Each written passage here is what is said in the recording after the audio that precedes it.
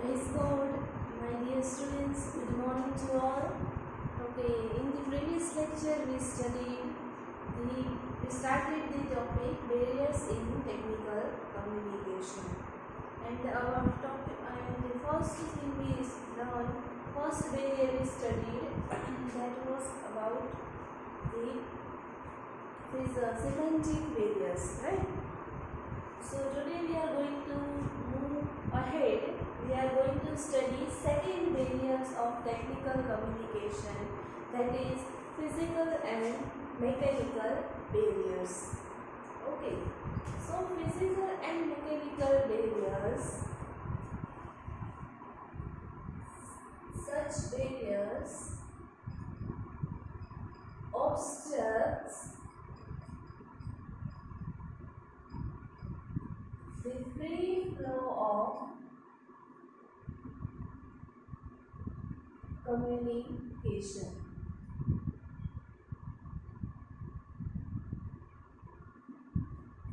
Physical and mechanical barriers છે એવા barriers આપણા free flow of communication ના flow ને obstruct કરે છે. obstruct એટલે અવરોધે છે, એટલે stop કરે છે. આપણે પ્રોસેસ ઓફ કમ્યુનિકેશન માં જોયું, રાઈટ? એની સ્મૂથનેસ કઈ રીતે મેન્ટેન થાય એના દરેક સ્ટેપ, બરોબર? If the sender encodes the message properly, right, and he sends the message by using appropriate channel to a receiver. Okay, and the receiver accepts the message and it records and gives the feedback, right? So thus the cycle, the process of communication continues and runs smoothly, barabar? But some barriers like physical and mechanical barriers, including other barriers, obstruct the free flow of communication. Communication ના freely જે smoothly flow થતો હોય, બરાબર? flow એટલે વહેવું, બરાબર? જે communication જે flow માં જતો હોય એને obstruct કરે છે, obstruct, બરાબર? hinder કરે છે, એને stop કરે છે, બરાબર? તો હવે physical અને mechanical barriers એમાં કયા કયા barriers છે જે આપણે એફેક્ટ કરે છે આપણી કમ્યુનિકેશનના પ્રોસેસને? કયા કયા બેરિયર્સ ફિઝિકલ અને મેકેનિકલ બેરિયર્સ અફેક્ટ કરે છે એ આપણે જોઈએ, રાઈટ? આ ફેક્ટર્સમાં આપણે સૌથી પહેલા આવે છે noise. So the first barrier in physical and mechanical barrier is our noise, બરોબર? બીજું secondly time gap, બરોબર? થર્ડ physical and mechanical આપણું barrier છે defects in mechanical device, બરોબર?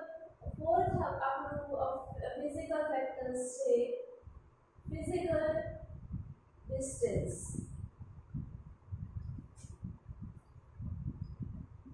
right? અને fifth આપણું factor છે barrier છે એ છે information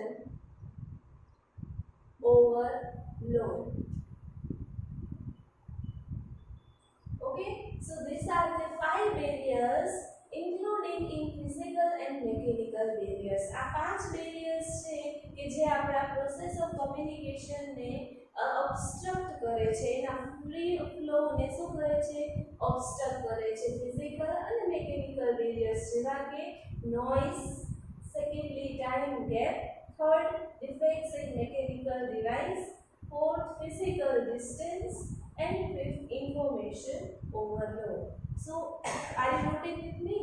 Note કરો છો મારી સાથે? Okay, so today we are going to discuss the first barrier, જે physical અને mechanical માં first barrier છે, that is noise, બરાબર? noise એટલે આપણે ગુજરાતીમાં શું કહીએ એને? ઘોંઘાટ, બરાબર છે? noise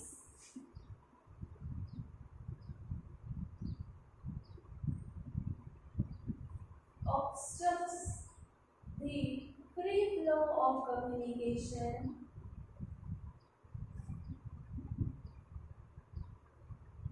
between sender or receiver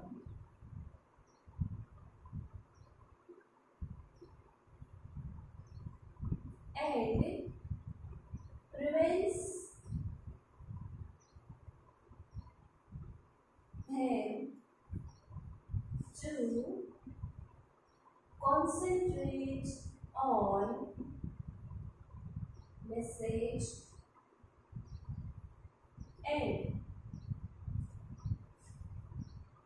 stops and affects smoothness of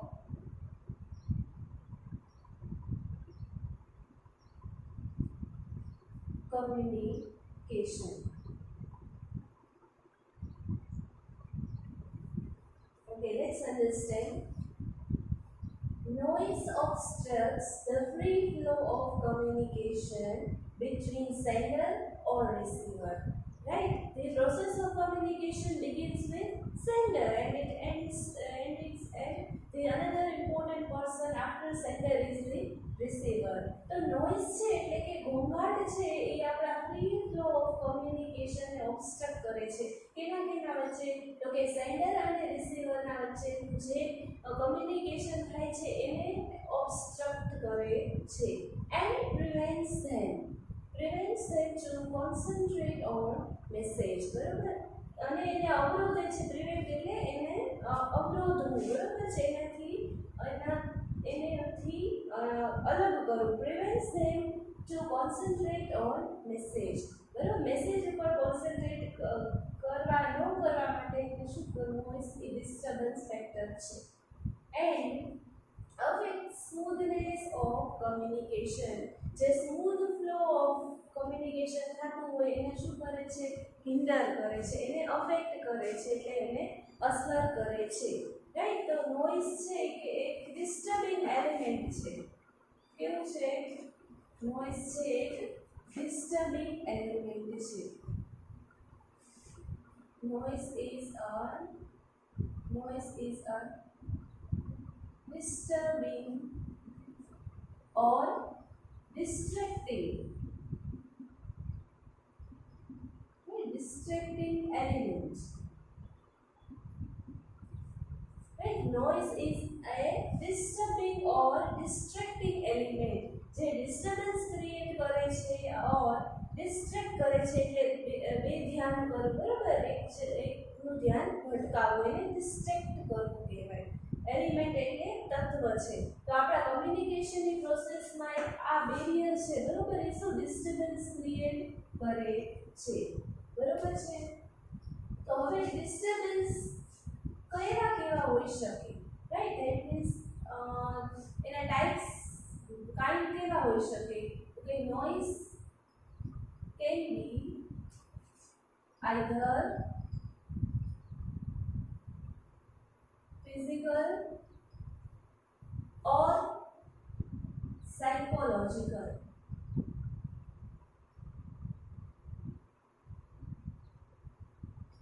Okay, how can be the noise? Noise કેવા હોઈ શકે? It may be noise can be either physical or psychological. Noise physical હોઈ શકે અથવા psychological હોઈ શકે. તો આ બે પ્રકાર છે નોઇઝના જે આપણે શીખવાના છીએ. બરાબર? Physical noise implied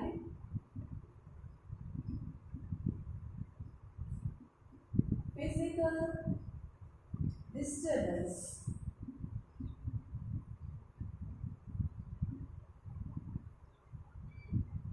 such as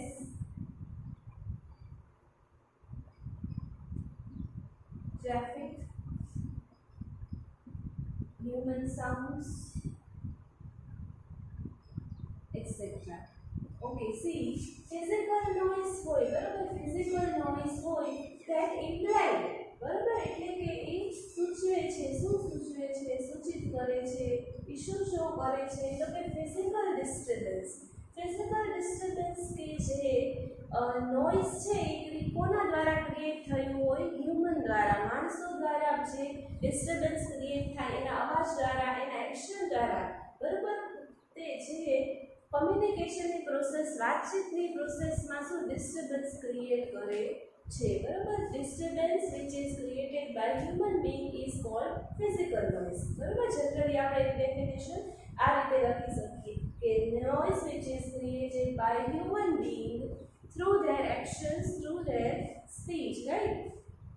And it is called physical noise. So physical noise શું સૂચિત કરે છે, તો કે it implied physical disturbance. Physical એટલે કે જેને જોઈ શકાય બરાબર, જે લિવિંગ બીંગ દ્વારા ફિઝિક ફોર્મમાં હોય બરાબર છે, તો કે ફિઝિકલ ડિસ્ટર્બન્સ ક્રિએટ થાય એ physical noise. For example such as traffic બરાબર, traffic is caused by human being, right. ટ્રાફિકને લીધે શું હોર્ન થાય છે બરાબર, એક ડિસ્ટર્બન્સ ક્રિએટ કરે છે, રાઈટ. ટ્રાફિક એટલે વેહિકલ્સનો જે ટ્રાફિક થાય એ. સેકન્ડલી હ્યુમન સાઉન્ડ્સ એટસેટ્રા બરાબર, હ્યુમન સાઉન્ડ્સ એટલે માનવના અવાજ દ્વારા આપણે વાતચીત વધારે ઘોંઘાટ કરીએ તો એ શું એક ફિઝિકલ નોઇઝનું એક્ઝામ્પલ છે બરાબર. તો આ પ્રકારનો નોઇઝ ક્રિએટ થાય છે હ્યુમન બીંગ્સ દ્વારા. ઓકે, તો આપણો ફર્સ્ટ કાંઈ લીધું ફિઝિકલ નોઇઝ હોય અને બીજું છે એ સાયકોલોજીકલ નોઇઝ. તો second one is psychological noise. Okay, psychological noise. બરાબર, ફિઝિકલ નોઇઝમાં શું હતું તો કે હ્યુમન બીંગ દ્વારા ડિસ્ટર્બન્સ ક્રિએટ થાય છે બરાબર, પણ સાયકોલોજીકલ નોઇઝમાં શું છે તો કે સાયકોલોજીકલ નોઇઝ કેન બી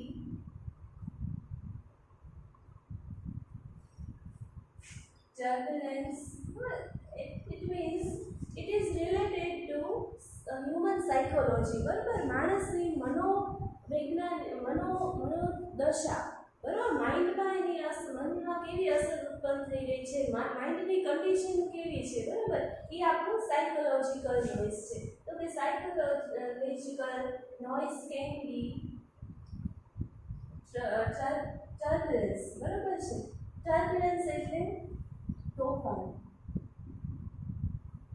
બરાબર, કેન બી સાયકોલોજીકલ નોઇઝ કેવા હોઈ શકે, કેન બી ટર્બ્યુલન્સ બરાબર, એક મેન્ટલ એવી સિચ્યુએશન તોફાન એટલે he is thinking, he is disturbed in the mental thought બરાબર, માનસિક રીતે શું એના મગજમાં એક તોફાન, એક વિચારોનું તોફાન ચાલુ છે. તો ટર્બ્યુલન્સ છે એ સાયકોલોજીકલ નોઇઝ આને લીધે ક્રિએટ થાય છે બરાબર. પછી આવે છે preoccupation બરાબર, that means in deep thought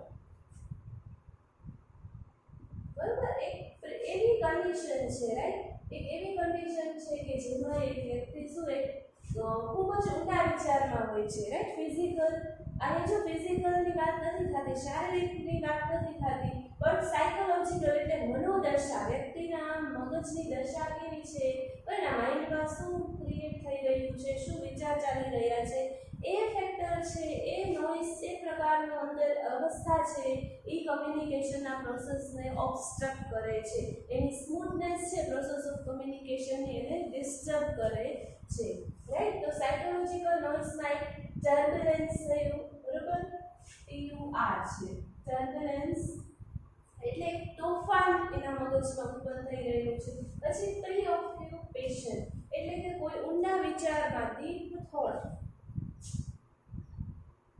ઊંડા વિચારમાં. પછી આવે છે ફેટિગ. ફેટિગ એટલે થાક.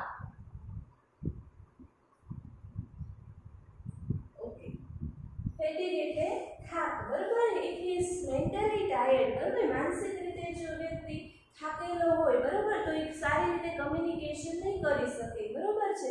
સારી રીતે વાતચીત નહીં કરી શકે, he or she will not take interest in communication. Okay, so fatigue એટલે થાક, આપણા નોઇઝનો એક સાયકોલોજીકલ નોઇઝનો એક કાઇન્ડ છે, બરોબર છે. એના પછી એન્ઝાઇટી એટલે ચિંતા, બરોબર. ઓબ્વિયસ છે, આ પર્સનને કોઈ ચિંતા હોય, ઇફ હી ઇઝ એન્શિયસ, બરોબર, એ ચિંતા કરતો હોય, બરોબર, તો એને મેન્ટલી રેડી નહીં હોય, બરોબર, કમ્યુનિકેશન માટે, બરોબર. તો સાયકોલોજીકલ નોઇઝની અંદર ટર્બ્યુલન્સ આપણે જોયું, પછી પ્રીઓક્યુપેશન, ફેટિગ, એન્ઝાઇટી જોયું, બરોબર. ઇગો હેન્ડ જે એક છે, ego hand ups, ego hand ups એટલે અહમ, બરોબર છે. વ્યક્તિ પોતાના જ અહમમાં જ ગૂંચવાયેલો છે, બરોબર, પોતે, તો એ સારી રીતે કમ્યુનિકેશનનો પાર્ટ નહીં બની શકે, સારી રીતે કમ્યુનિકેશન ગ્રુપ ડિસ્કશન નહીં કરી શકે, એક પણ કમ્યુનિકેશનને આપણા કમ્યુનિકેશનને અફેક્ટ કરે છે, રાઈટ. તો આપણો સેકન્ડ આપણે ટાઈપ જોયો સાયકોલોજીકલ નોઇઝ, એમાં મેન્ટલ, તમારે શું યાદ રાખવાનું, mental condition of a person, એ યાદ રાખવાનું છે, બરોબર. વ્યક્તિની મેન્ટલ કન્ડિશન કેવી છે, બરોબર, એ આપણું સાયકોલોજીકલ નોઇઝ કહેવાય, બરોબર, કે જે મેન્ટલી વ્યક્તિને ડિસ્ટર્બ કરતું હોય, બરોબર છે, એ આપણા સાયકોલોજીકલ ફેક્ટર્સ છે. એમાં ટર્બ્યુલન્સ, પછી પ્રીઓક્યુપેશન એટલે કે ઊંડા વિચારના વ્યક્તિ હોય, પછી ઇફ હી ઇઝ ફેટિગ ગાય, બરોબર, એ થાકેલો હોય, ઇફ હી ઇઝ એન્શિયસ, એન્ઝાઇટી હોય, એનામાં ચિંતા હોય, બરોબર. પછી ઇગો હેંગ અપ, ઇગો હેંગ અપ, બરોબર છે. તો ઇગો હેંગ અપ એટલે અહમ, if the guys is in egoistic condition, બરોબર, અહમ, પોતાના અહમમાં વ્યસ્ત હોય, તો એ સારી રીતે કમ્યુનિકેશન નહીં કરી શકે. અને આ બધી વસ્તુ આપણા કમ્યુનિકેશનનું, ટેકનિકલ કમ્યુનિકેશનના બેરિયર્સમાં ગણીએ છીએ, બરોબર છે. તો હવે આના માટે શું આપણે કરવું જોઈએ, બરોબર. એક ફિઝિકલ નોઇઝ છે અને સાયકોલોજીકલ નોઇઝ છે, બરોબર. તો આ હ્યુમન બીંગ દ્વારા ક્રિએટ થાય છે, એક છે ફિઝિકલ કન્ડિશન અને સેકન્ડલી સાયકોલોજીકલ કન્ડિશન છે. તો બે ટાઈપ્સ જોયા નોઇઝના આપણે, બરોબર. તો હવે આના સોલ્યુશનમાં આપણે શું કરી શકીએ, તો કે મિસકમ્યુનિકેશન can be tried to remove. Okay, try to remove. શું કહે છે, તો કે મિસકમ્યુનિકેશન, હવે મિસકમ્યુનિકેશનને આપણે, બરોબર છે, એને રિમૂવ કરવાના પ્રયત્ન કરવા જોઈએ. એટલે કે જે ડિસ્ટર્બન્સના ફેક્ટર છે, હ્યુમન બીંગ્સ દ્વારા જે ડિસ્ટર્બન્સ થાય છે, એને રિડ્યુસ કરવાની ટ્રાય કરવી જોઈએ. અને સાયકોલોજીકલ પણ ફેક્ટર્સ છે, સાયકોલોજીકલ નોઇઝ છે, એને પણ રિડ્યુસ કરવાની આપણે ટ્રાય કરવી જોઈએ, બરાબર. જેથી આપણા ટેકનિકલ કમ્યુનિકેશનમાં જે ફિઝિકલ અને મેકેનિકલ બેરિયર છે એને આપણે રિમૂવ કરી શકીએ, બરાબર છે. આમાં ટ્રેનિંગ પણ ઇન્ક્લુડેડ છે, counselling, advising, suggestion are also, એની પણ મદદ આપણે લઈ શકીએ. We can use the following concept, બરાબર. આ સજેશન, એડવાઇસનો આપણે સારી રીતે યુઝ કરી શકીએ, right. So in this lecture V study second barriers, physical and mechanical barriers. We got the information about noise, its kind, physical and psychological, and at last we saw that how can we overcome such pitfalls. આ pitfalls છે, આ પ્રોબ્લેમ્સને કઈ રીતે આપણે overcome કરી શકીએ, બરાબર, એ આપણે આજે શીખ્યું. So in the next lecture we are going to discuss the second after noise, second barrier, બરાબર, which is included in physical and mechanical barrier. Physical and mechanical barrier માં બીજો જે barrier છે તે આપણે જોઈશું.